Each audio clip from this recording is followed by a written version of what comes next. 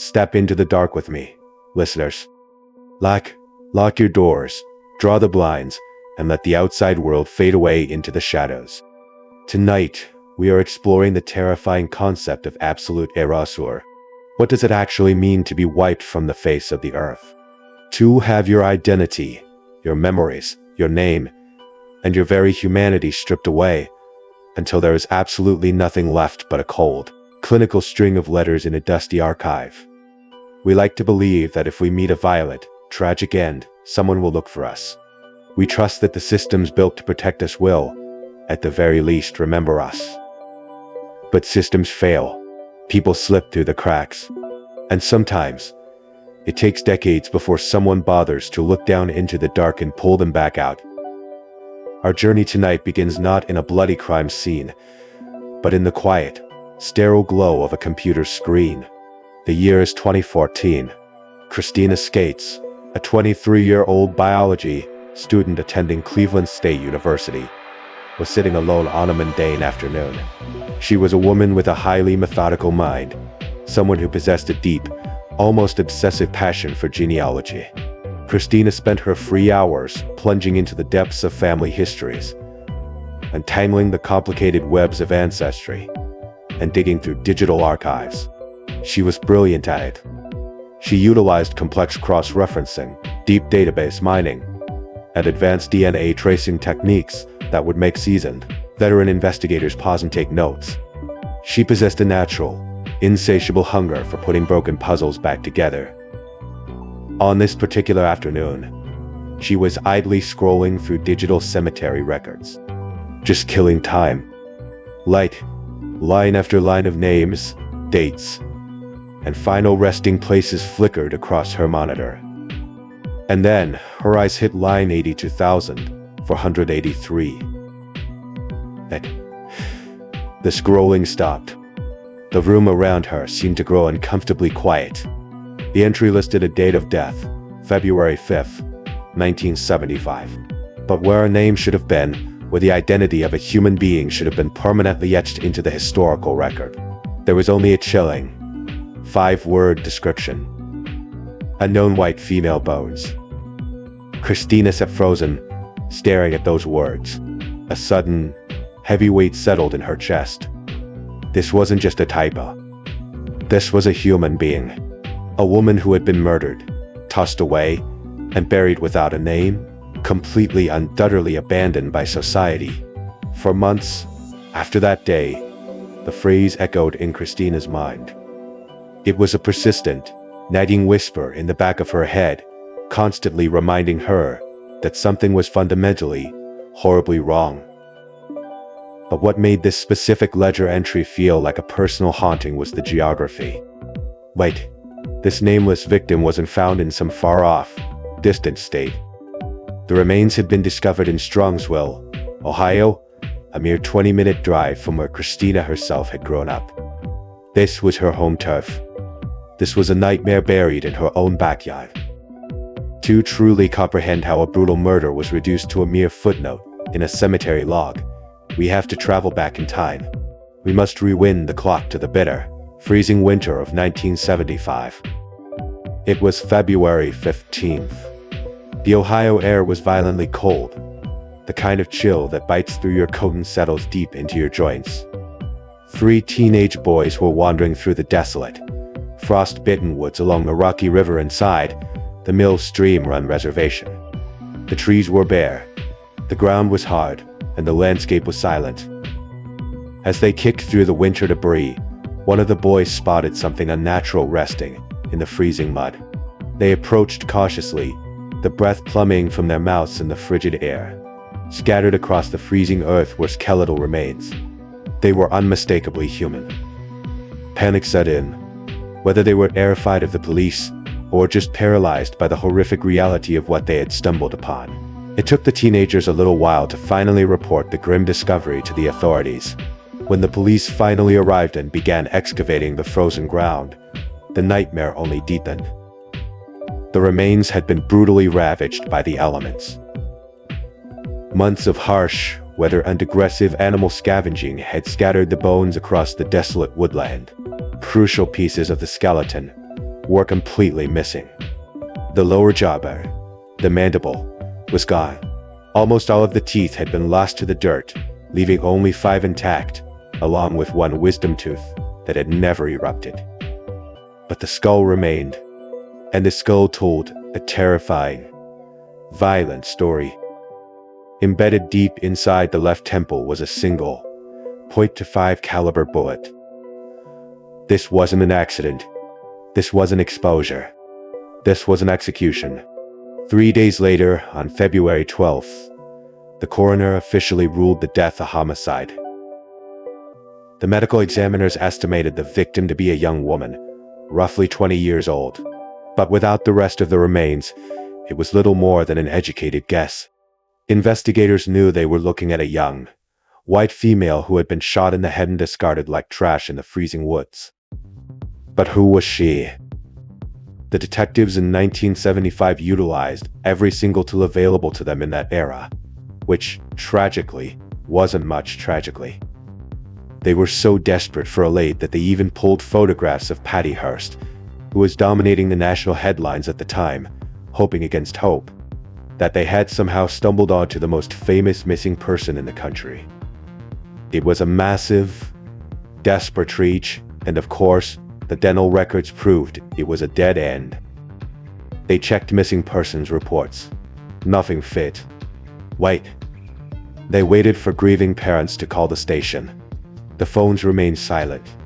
The investigation hit a brick wall at full speed. 3 months later, on May 15th, 1975, the system gave up. The fragmented bones of the young woman were packed away and transported to Memorial Garden Cemetery. She was buried in Potter's Field, a desolate, anonymous tract of land reserved for the unclaimed, the forgotten, and the unloved. There was no service. There were no tears. No family members stood by the grave to say goodbye. She was lowered into the earth beneath an unmarked stone, swallowed by the soil, and relegated to line 82,483 in a ledger book. Unknown white female bones. Decades bled away. Detectives grew old and retired. Evidence boxes were shipped into dark, climate-controlled storage rooms, gathering thick layers of dust. The murdered girl by the Rocky River was completely erased from the public consciousness. Until 2014, until a 23-year-old biology student refused to look away. Christina's academic training had hardwired her brain to ask questions, to relentlessly pull at loose threads until the fabric unraveled. Her friends jokingly called her an amateur detective, but her drive was entirely serious. She could not stomach the idea that a victim could be so thoroughly discarded. She began her crusade where any classic investigation starts, the archives. Christina spent grueling hours isolated in the quiet basements of local libraries. She hunched over glowing microfiche machines, the mechanical whir of the reels filling the silence as she scrolled through thousands of pages of decades-old newspapers.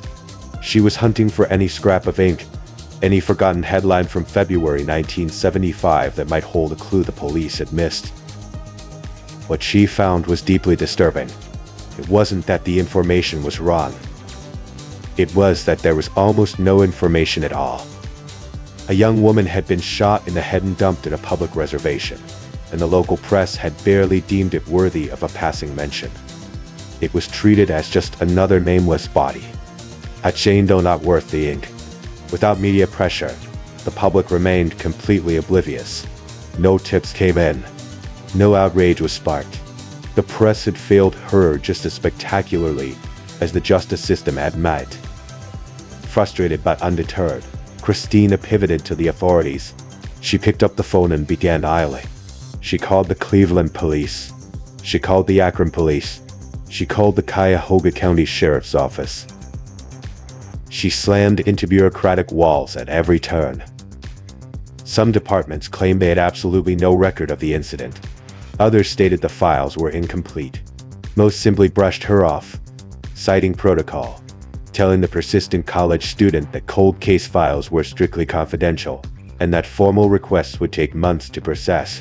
Christina was confronting the infuriating reality of institutional red tape. She was learning firsthand how easily a cold case can remain frozen solid, guarded by a labyrinth of apathy and protocol designed to keep curious eyes out. But then, a crack formed in the wall. Christina managed to get a hold of Lieutenant Don Sylvius with the Cleveland Metroprax Police.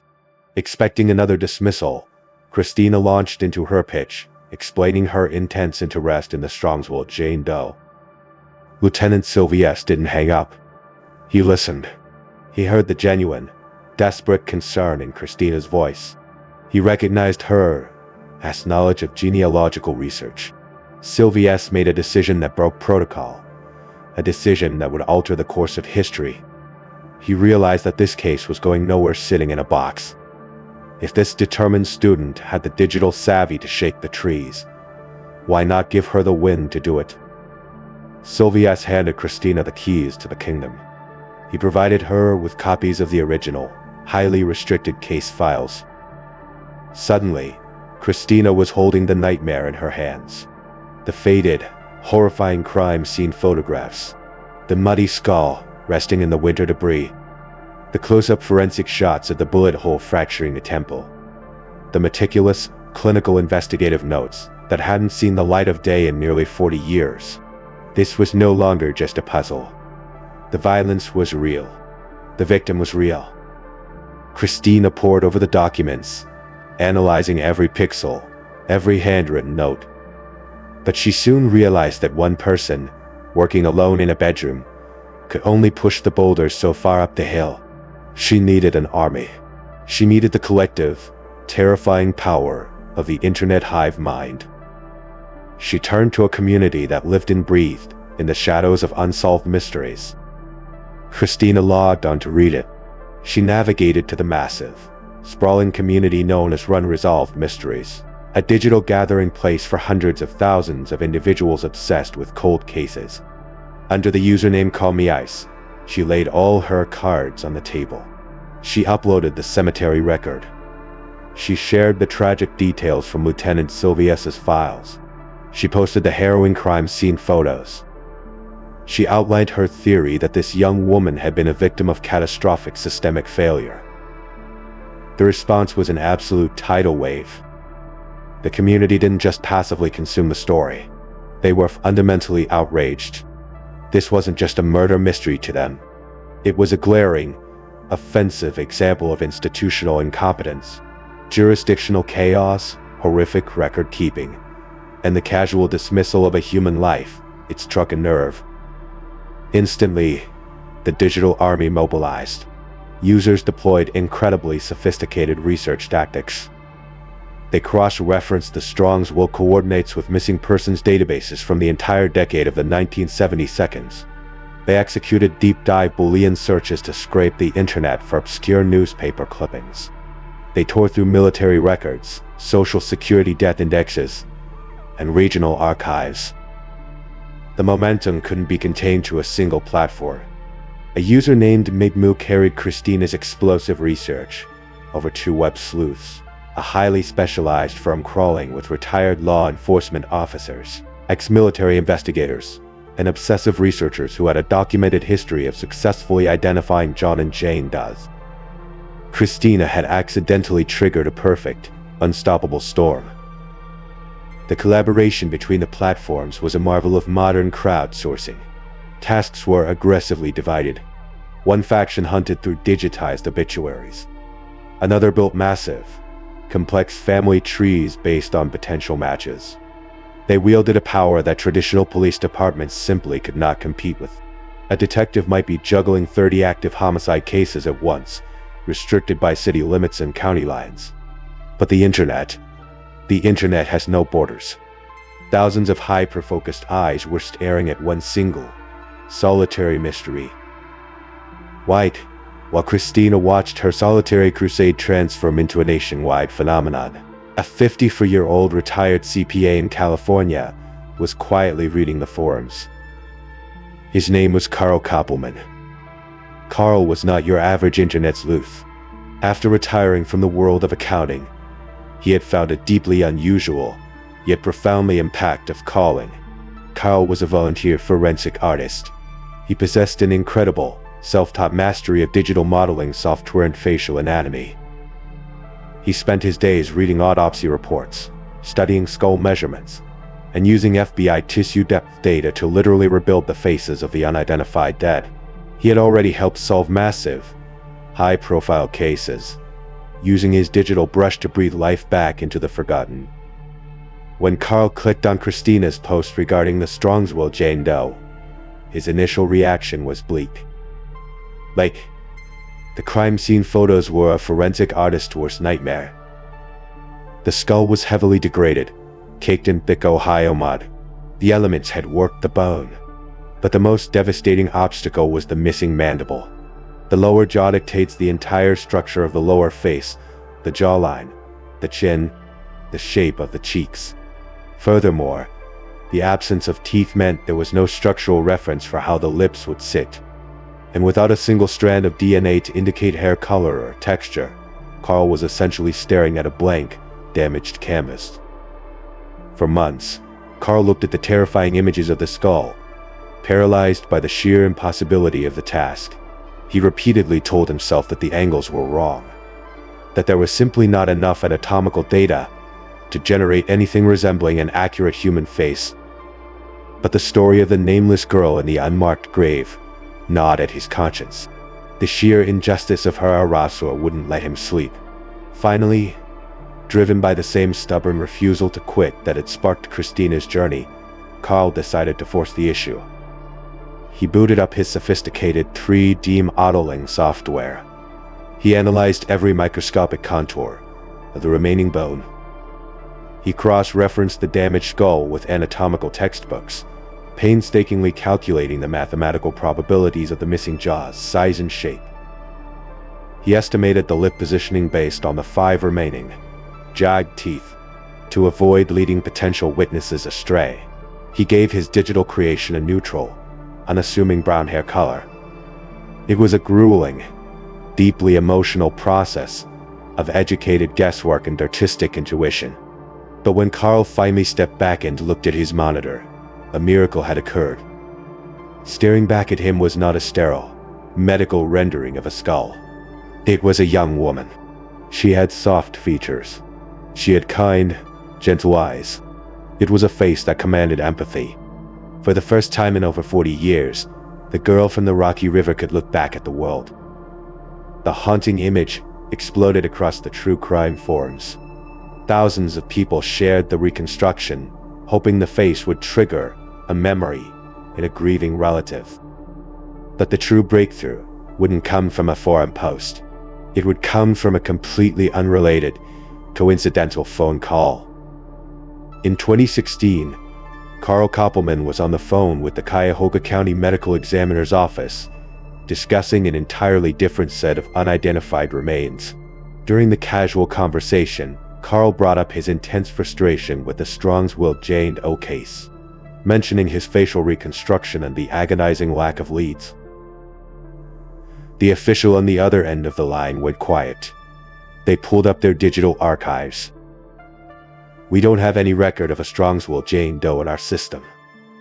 Carl was stunned. This wasn't just a missing file.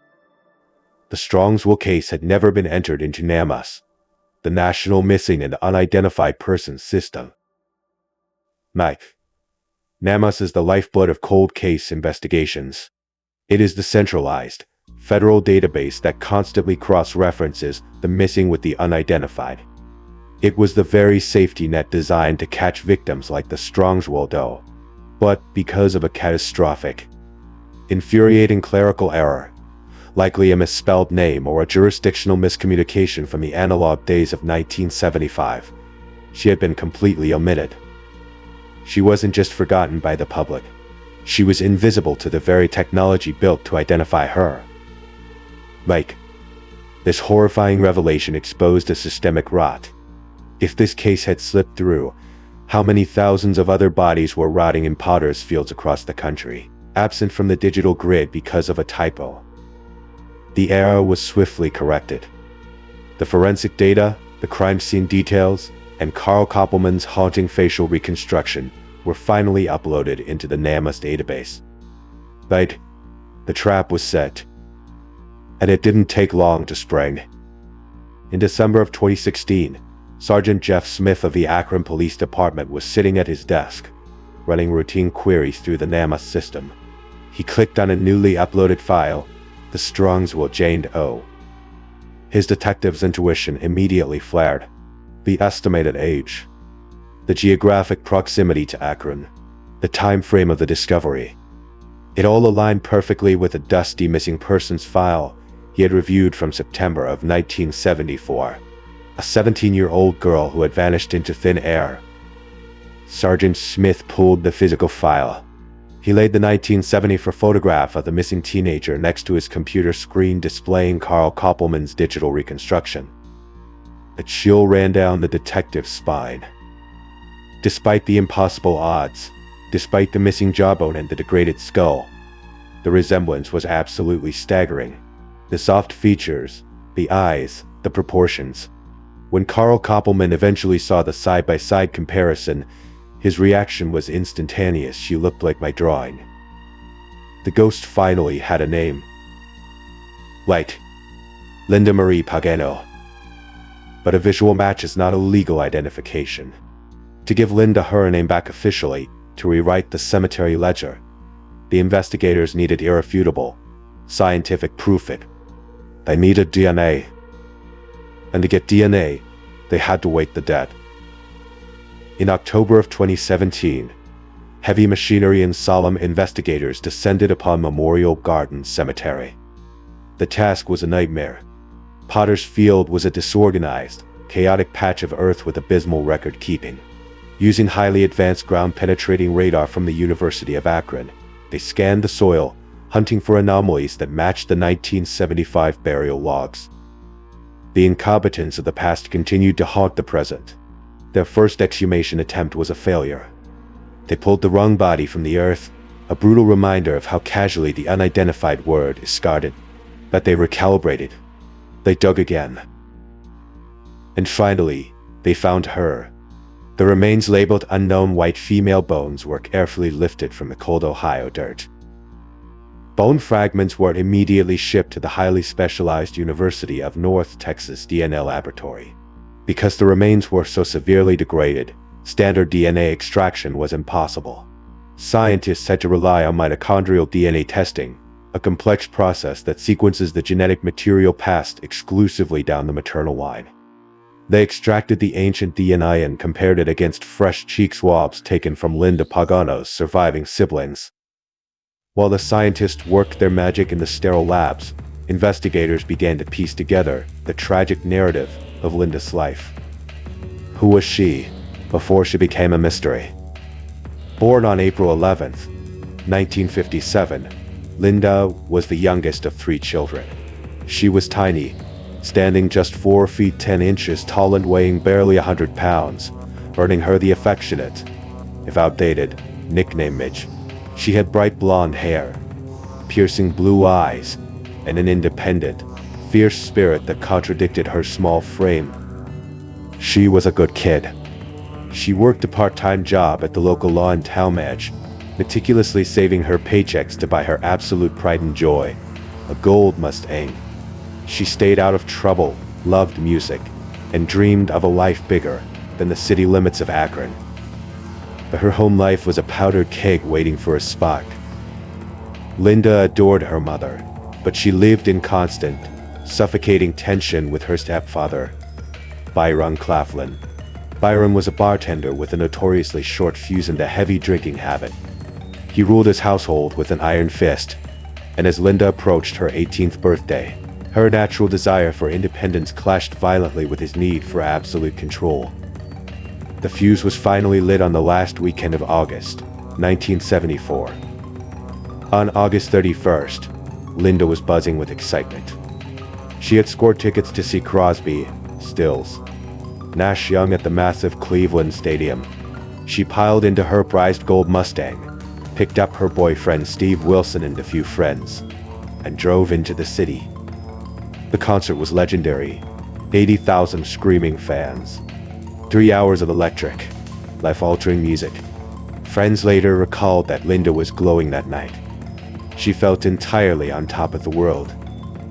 The final song the band played that night was Ohio, Neil Young's Dark, morning anthem about the Kent State shootings that had happened just miles away. The bitter, sickening irony is impossible to ignore.